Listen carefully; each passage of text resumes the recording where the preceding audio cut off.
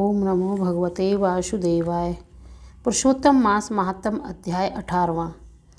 इस तरह उस ब्राह्मण को विलाप सुन दशों दिशाओं में गरजता हुआ अकाल मेघ आया।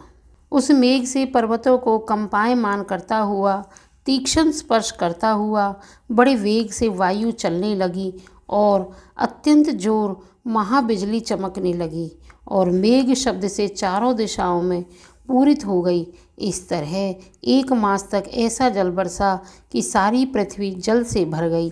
परंतु बालक शोक की अग्नि से तपे हुए उस ब्राह्मण को कुछ भी मालूम न हुआ। न उसने पानी पिया और न भोजन किया। पुत्र पुत्र इस तरह पुकारते हुए ही उसको सारा मास व्यतीत हो गया। वह मास श्री कृष्ण का प्रिय पुरुषोत्तम मास था। सो वह अनजाने में ही उस ब्राह्मण से पुरुषोत्तम मास की सेवा हो गई। इससे अत्यंत प्रसन्न होकर कृष्ण भगवान प्रकट हुए। उस समय मेघ बरसना बंद हो गया।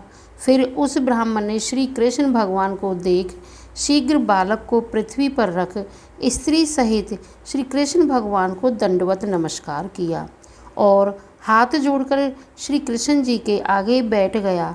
अनजाने में पुरुषोत्तम मास के सेवन से प्रसन्न हो भगवान अमृतवाणी से बोले, हे ब्राह्मण, तुम धन्य हो और अत्यंत भाग्यवान हो। जो कुछ होने वाला है सो सुनो, मैं कहता हूँ। हे ब्राह्मण, तेरे इस बालक की 12 वर्ष की आयु होगी। हे द्विजोत्तम, तेरे को सुख देने वाला बालक होगा, इसमें कोई संदेह नहीं। मैंने तुझको पुत्र दिया।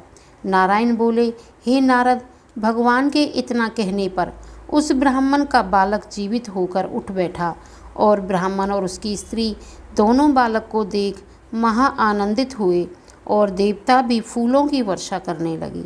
सुखदेव जी तोता ने दोनों माता पिता तथा श्री हरि को प्रणाम किया और गरुड़ भी पुत्र सहित ब्राह्मण को देख अत्यंत प्रसन्न हुआ।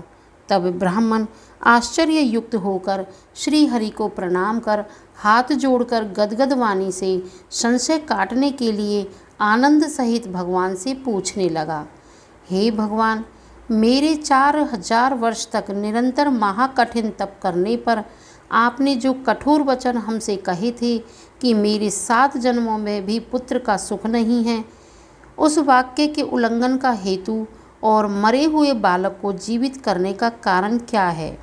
इति श्री 18वां अध्याय समाप्त।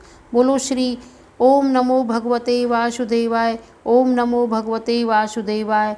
ओम नमो भगवते वासुदेवाय। बोलो पुरुषोत्तम मास की जय।